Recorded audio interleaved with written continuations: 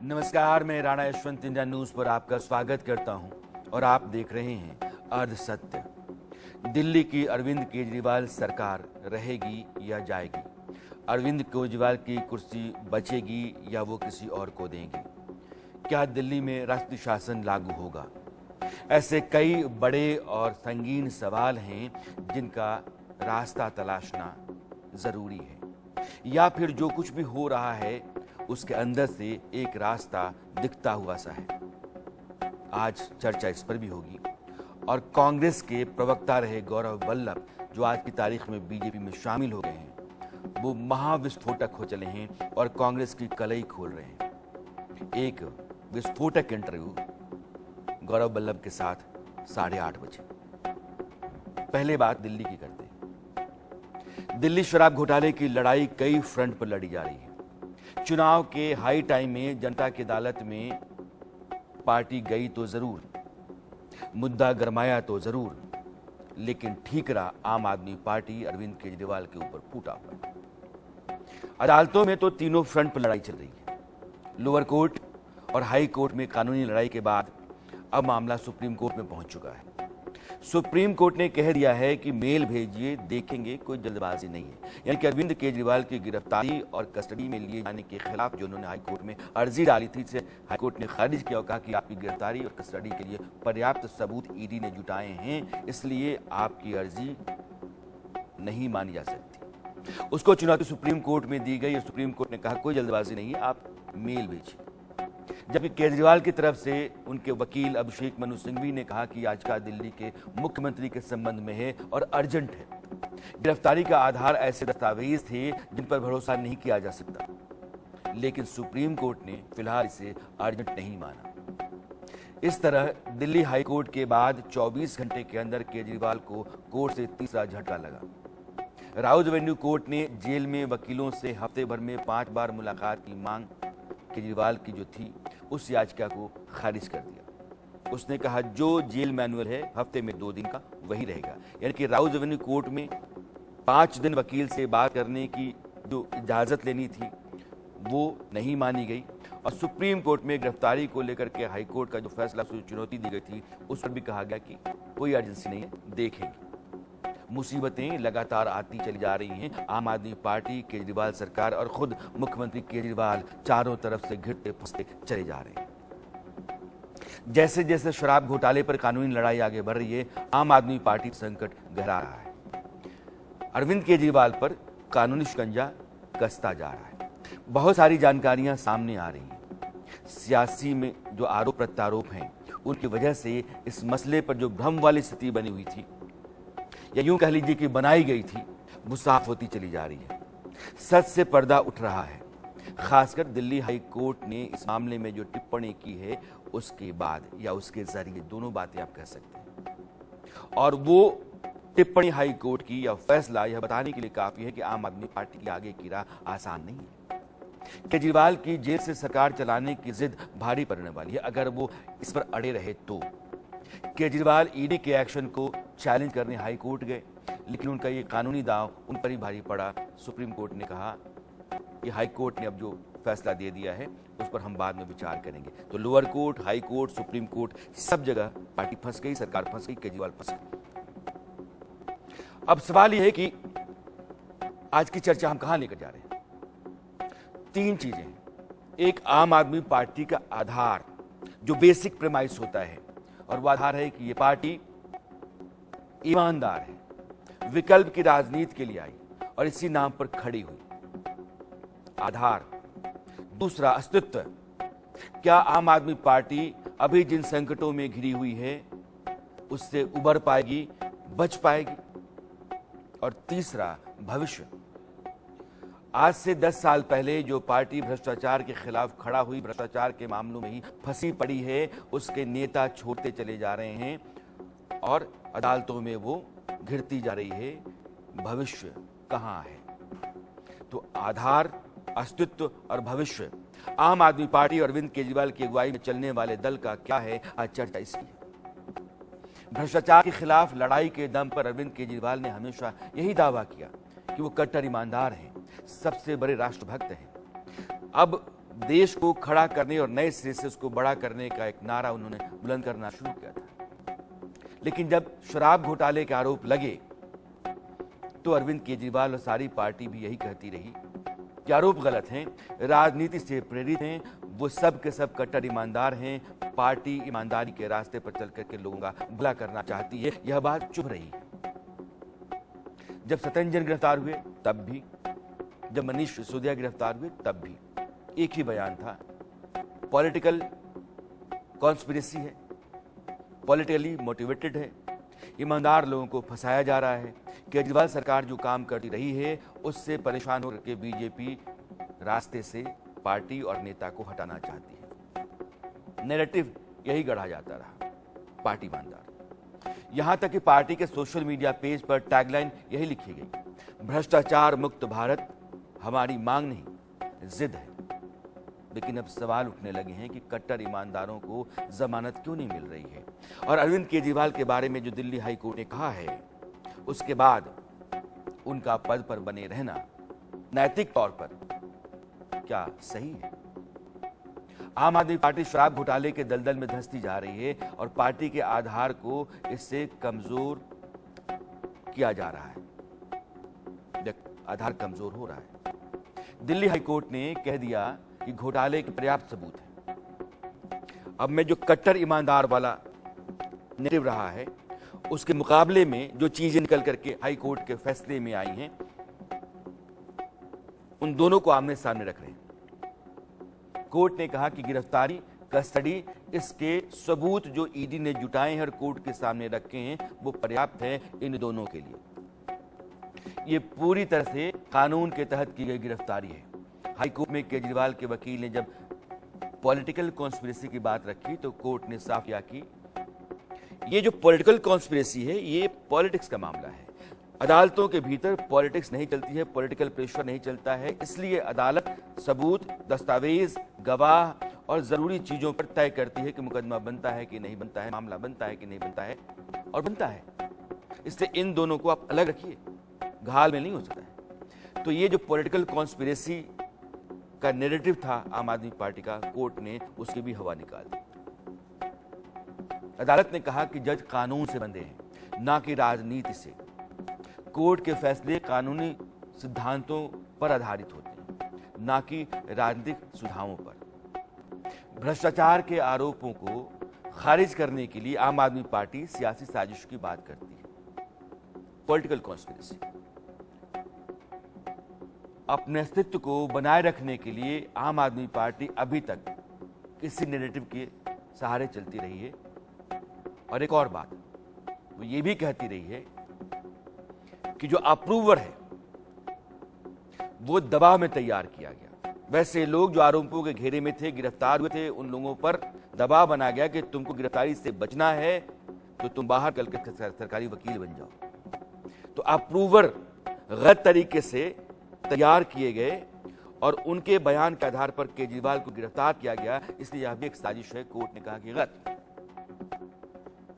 Approver कौन होगा, किस तरीके से होगा, उसको माफी दी जाएगी, उसके बाद वो अपने बयान दर्ज कराएगा। बयान दर्ज कराने, माफी देने का अधिकार कोर्ट का है, कोर्ट करता है। अप्रूवर पर सवाल उठाना, कोर्ट के फैसले पर, न्यायिक प्रक्रिया पर सवाल उठाना है। तो यह जो बचाव था आम आदमी पार्टी का कोर्ट के फैसले के बाद, वो भी धराशायी हो गया। इसलिए इस बात पर शक करना कोर्ट और जज पर कलंक लगाने जैसा है कि अप्रूवर जो है वो दबाव में है और दबाव में ही उससे बयान लिए गए। गवाहों के बयान रिकॉर्ड करने का कानून 100 साल पुराना है। इस पर संदेह करने का कोई आधार नहीं है। कोर्ट में केजरीवाल की तरफ से कहा गया कि ईडी को जांच में कुछ नहीं मिला, ईडी उनके खिलाफ कोई सबूत नहीं खोज पाई, कोई मनी ट्रेल नहीं है, कोई बरामदगी नहीं है। कोर्ट ने कहा, यह आप कह रहे हैं, हम जो कह रहे हैं वो सुनिए। ईडी ने जो सबूत, दस्तावेज रखे हैं वो पर्याप्त हैं, वो बताते हैं कि घपला घोटाला हुआ है। कोर्ट ने कहा कि लिकर पॉलिसी बनाने में केजरीवाल शामिल रहे, रिश्वत मांगने में केजरीवाल शामिल रहे, जो काला पैसा आया उसके इस्तेमाल में केजरीवाल शामिल रहे। इसके बाद से आम आदमी पार्टी के सामने जितने भी डिफेंस थे, अप्रूवल डिफेंस, पॉलिटिकल कॉन्स्पिरेसी का डिफेंस, कट्टर ईमानदार को फंसाने का डिफेंस, सब धराशायी है। पार्टी, केजरीवाल, उसके नेता अचानक डिफेंसलेस हो गए। अकाउंट डिटेल्स बताते हैं कि पैसा गोवा चुनाव के लिए भेजा गया, ये कोर्ट कहता है। कुल मिलाकर कहा जाए तो आम आदमी पार्टी हाई कोर्ट में पूरी तरीके से एक्सपोज हो गई। अब ये सब कुछ लोगों के सामने आ गया है। यही वजह है कि कानूनी लड़ाई में कमजोर पड़ती आम आदमी पार्टी के भविष्य को लेकर के सवाल उठने लगे। केजरीवाल को कोर्ट से राहत नहीं मिलने की सूरत में क्या होगा? सरकार जाएगी, रहेगी, पार्टी बचेगी? यह मुद्दा गरमाया हुआ है। कोर्ट की टिप्पणियों को आधार बनाकर के बीजेपी ने हमला तेज कर दिया है आम आदमी पार्टी, केजरीवाल और उस पूरे सिस्टम पर, और आम आदमी पार्टी उसका जवाब दे रही है। आम आदमी पार्टी का एक नहीं अनेक नेता जेल में है। उनके स्वास्थ्य मंत्री हो, जेल मंत्री हो, उनके शिक्षा मंत्री हो, शराब मंत्री हो, उप मुख्यमंत्री हो या मुख्यमंत्री हो, सब बेईमानी के चक्कर में, भ्रष्टाचार के चक्कर में, कट्टर बेईमान होने का इनके ऊपर स्टैंप लगी है और आज जेल में है। दुर्भाग्य ये है, पीड़ा होती है ये देखकर कि दिल्ली की जनता अपने आप को कितना ठगा हुआ महसूस करती है।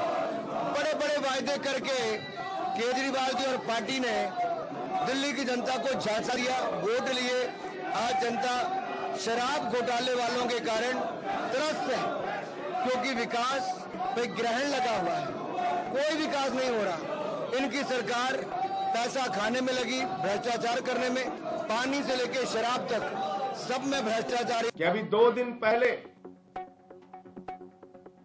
अपने वकील से मुलाकात की अरविंद जी ने, और उस मुलाकात के दौरान उन्होंने एक संदेश भेजा कि जो चुने हुए विधायक हैं, जिसको दिल्ली की जनता ने चुना है, वो अपने क्षेत्र में जाए, प्रतिदिन अपने क्षेत्र में जाए, जनता की समस्याओं को सुने और उसका समाधान करें। इसमें क्या गलत बात है? मतलब जनता की समस्याओं को सुने और उसका समाधान करें, ये एक मुख्यमंत्री संदेश नहीं देगा तो कौन देगा? और इस संदेश मात्र के ऊपर उनके खिलाफ इंक्वायरी बिठा दी गई है,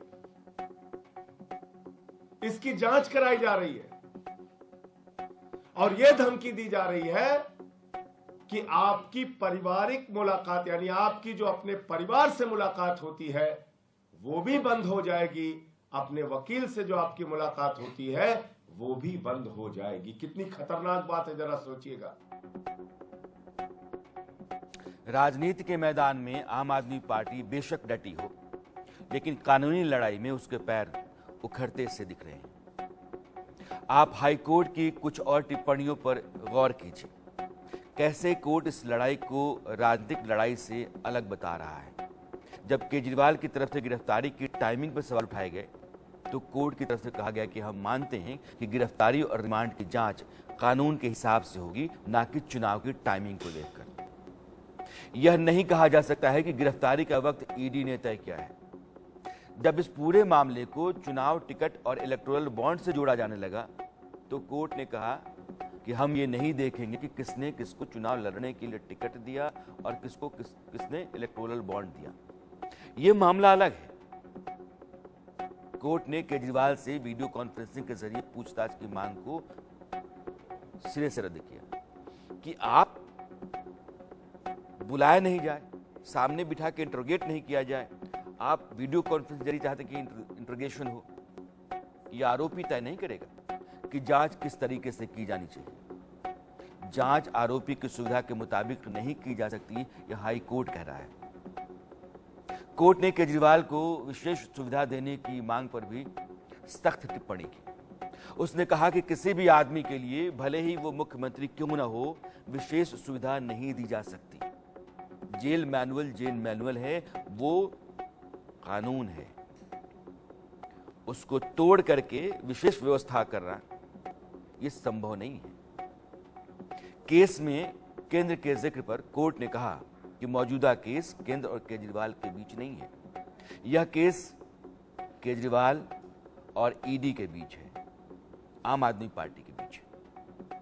कोर्ट को इस बारे में सतर्क रहना है कि वो बाहरी तत्वों से प्रभावित ना हो।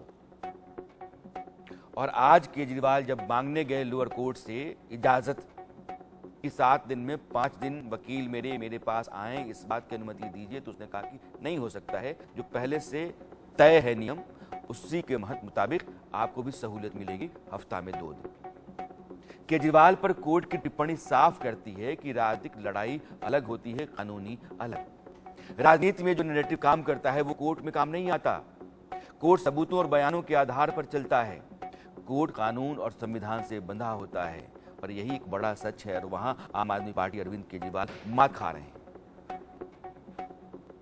कल हाई कोर्ट ने जो टिप्पणी दी है, उन्होंने सारे साक्ष्यों का जिक्र किया है। उन्होंने ये भी कहा कि जो अप्रूवर हैं उनका बयान भी कोर्ट के सामने हुआ है और उन पे उंगली उठाना, कोर्ट पे उंगली उठाना है। लेकिन महंगे महंगे वकीलों पे करोड़ों रुपए खर्च करके अरविंद केजरीवाल एक माहौल तो बना सकते हैं, लेकिन सच्चाई नहीं बदल सकते। सच्चाई यह है कि अरविंद केजरीवाल, आपने शराब घोटाले में चोरी की है, भ्रष्टाचार किया है और आम आदमी पार्टी इसमें पूरी तरह से दोषी है। हमने हमेशा कहा जुडिशियल प्रोसेस है, डिस्ट्रिक्ट कोर्ट के फैसले से हम खुश ना हो, हम हाई कोर्ट जाते हैं। हाई कोर्ट के फैसले को हम सहमत ना हो तो हम सुप्रीम कोर्ट जाते हैं, इसलिए हम सुप्रीम कोर्ट गए हैं। हमें उम्मीद है जब भी न्याय मिलेगा सुप्रीम कोर्ट से न्याय ज़रूर मिलेगा। आज हम लोगों ने सुप्रीम कोर्ट के अंदर अपनी बात रखी, सुप्रीम कोर्ट ने उस मामले को सुनने के लिए समय दिया और हमें उम्मीद है कि जिस तरीके से संजय सिंह जी के मामले में सुप्रीम कोर्ट ने एक राह दिखाई, उसी तरीके से अरविंद जी के मामले में भी सुप्रीम कोर्ट कोई नई राह दिखाई।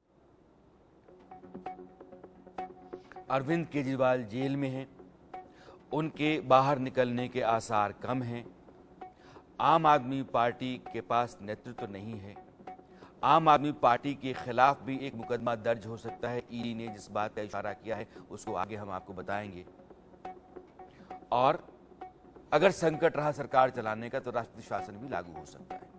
ऐसे में विकल्प समझना है। अरविंद केजरीवाल या तो इस्तीफा दें और नहीं तो फिर राष्ट्रपति शासन लागू हो। यही 2 विकल्प आपको देते हैं। केजरीवाल अड़े हुए हैं कि इस्तीफा नहीं देंगे। उनकी पार्टी कहती है कि वही नेता रहेंगे, वही सरकार चलाएंगे। अगर यही स्टैंड बना रहता है तो हो सकता है कि हाई कोर्ट का रुख देखते हुए पार्टी और पार्टी के नेता अरविंद केजरीवाल कुछ बदलाव करें। इसी बदलाव को डिस्कस करने के लिए पंजाब के सीएम भगवंत मान और संजय सिंह केजरीवाल से जेल में मिलना चाह रहे होंगे, क्योंकि दोनों मिलना चाहते हैं। तिहाड़ की तरफ से फिलहाल इसे टाला गया है। आज मुलाकात नहीं हो सकी। यह इस बात को दिखाता है कि जेल के नियम कानून अलग हैं। जब मुलाकातों पर सख्ती है तो जेल में बैठकर सरकार आप नहीं चला सकते हैं। जेल मैनुअल अलग है, आप नहीं चला सकते हैं, नहीं चला सकते हैं। आपको नया नेतृत्व तैयार करना पड़ेगा। एक नया मुख्यमंत्री शपथ लेगा, तब सरकार चलेगी। मौजूदा परिस्थितियों को देखते हुए अगर केजरीवाल मान जाते हैं तो फिर क्या हो सकता है? दिल्ली की गद्दी पर कौन बैठ सकता है? कौन चेहरा होगा? 4 नामों पर नजर आकर टिकती है आमतौर पर, जो दिखते हैं। अरविंद केजरीवाल की पत्नी सुनीता केजरीवाल, आज उनके घर के मीटिंग हुई।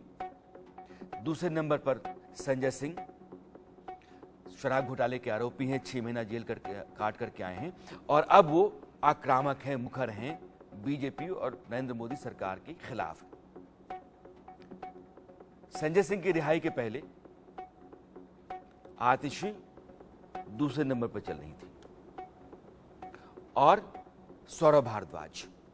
तो जो 4 चेहरे आपको दिख रहे हैं, इन 4 चेहरों में से किसी एक को मुख्यमंत्री के तौर पर अरविंद केजरीवाल या उनकी पार्टी चुन सकती है। लेकिन आतिशी की प्रोफाइल और केजरीवाल से उनके नजदीकियों को देखते हुए उनको सीएम का सुटेबल कैंडिडेट कुछ लोग मानते हैं, लेकिन सौरभ भारद्वाज उस तरह के हैं। नजदीकी हैं, पार्टी के प्रवक्ता हैं, मंत्री हैं। सौरभ भी केजरीवाल के भरोसेमंद हैं। तो आतिशी और सौरभ लगभग सुपर सालार की तरह हैं और अरविंद केजरीवाल के लिए दोनों भरोसेमंद नजदीकी नेता हैं। लेकिन जो परिस्थितियां तेजी से बदली हैं, इन बदली हुई परिस्थितियों में दो चेहरे सामने आकर के टिक जाते हैं, सुनीता केजरीवाल और संजय सिंह। इन्हीं दोनों पर कोई एक जगह जाकर के उंगली केजरीवाल की टिक सकती है अगर वो सरकार में कमान अपनी देना चाहते हैं किसी और को। तो सुनीता केजरीवाल पिछले कुछ दिनों में कई प्रेस कॉन्फ्रेंस कर चुकी हैं। आम आदमी पार्टी ने उनको अरविंद केजरीवाल की गिरफ्तारी के बाद आगे किया। दिल्ली में रामलीला मैदान में जो रैली हुई उसमें सोनिया गांधी के पास उनको बिठाया गया और उनका तेवर, उनका अंदाज बोलने का ये बता रहा था कि पिछले कुछ दिनों में उनको बहुत चीज तैयार किया गया है। उनके भीतर जो हिचक थी, जो एक डर सा था, वो सब कुछ खुला है, खत्म हुआ है और वो अब खुला बोल रही।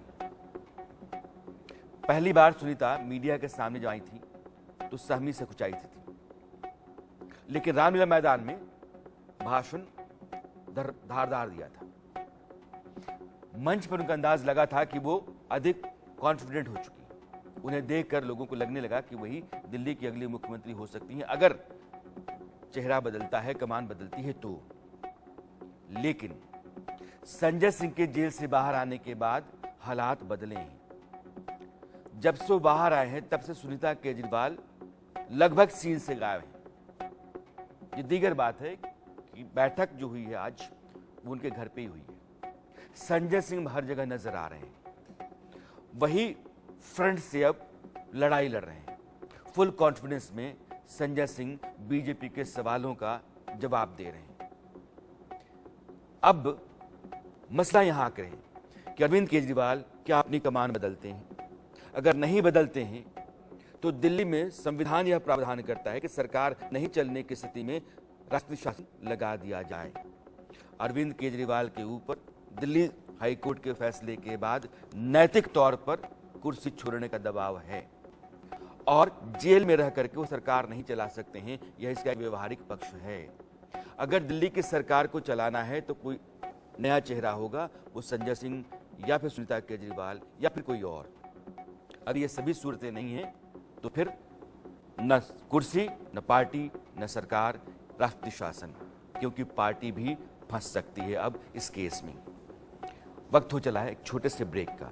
ब्रेक के उस पार जरूर देखिए गौरव वल्लभ की गर्जना जबरदस्त है, बने रहिएगा।